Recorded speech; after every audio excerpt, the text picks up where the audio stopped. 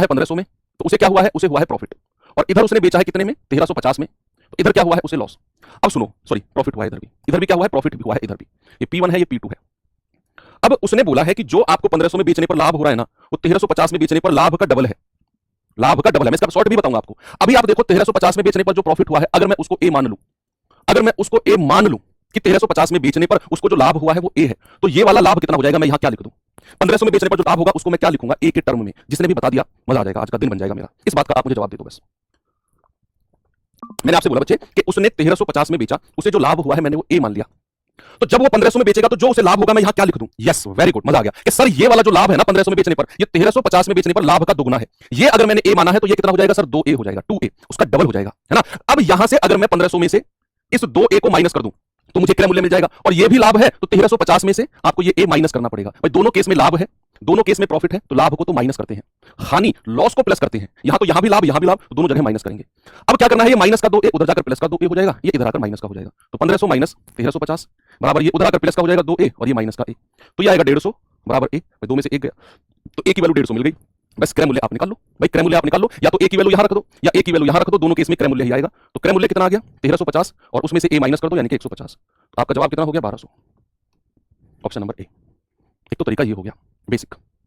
दूसरा क्या तरीका हो सकता है, चलो देखते हैं। दूसरा इस सवाल का क्या तरीका हो सकता है भाई साहब, कि इसको मैं यहां से रफ कर रहा हूं, इन सबको मैं रफ कर रहा हूं यहां से। दूसरा मेथड मैं आपको दे रहा हूं, जो भी आपको दोनों में अच्छा लगे उसे आप कर लेना। देखो उसने साफ साफ बोला है जो 1500 रुपए में बेचने पर लाभ हुआ है ना, उसको मैंने P1 मान लिया, जो 1350 में बेचने पर लाभ हुआ है उसको मैंने P2 मान लिया।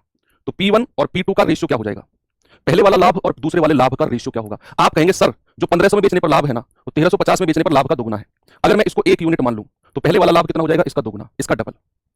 कि भाई 1350 में बेचने पर जो प्रॉफिट हुआ है अगर मैं उसको 1 मान लूं तो ऊपर वाला प्रॉफिट इसका डबल हो जाएगा, 2 हो जाएगा, 2:1।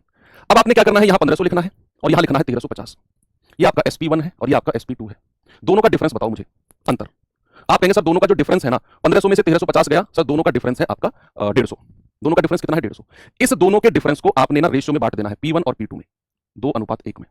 बस हो गया सवाल, हो गया सवाल। आपने P1 और P2 में बांट देना है इन दोनों के डिफरेंस को। आप कहेंगे सर 2 और 1 3, 3 यूनिट का मान कितना है, 150। तो 1 यूनिट की वैल्यू कितनी हो जाएगी, 150/3 यानी कि 50। 1 यूनिट की वैल्यू कितनी हो जाएगी, 150/3 यानी कि 50।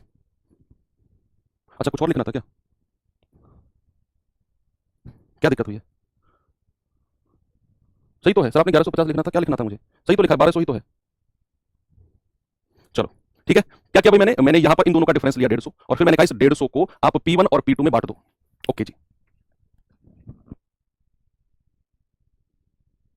चलो अब हम क्या कर सकते हैं इसमें, हम अगर इसे P1 और P2 में बांट देते हैं क्या हमें कुछ मिलेगा इससे। 1 यूनिट का मान 50, तो इसकी वैल्यू 50 हो जाएगी और इसकी वैल्यू 100 हो जाएगी। ये इस लाभ का दोगुना है, दोनों केस में उसको प्रॉफिट भी हो रहा है, तो यहां से तो हमें कुछ ज्यादा मिलने वाला नहीं है। भाई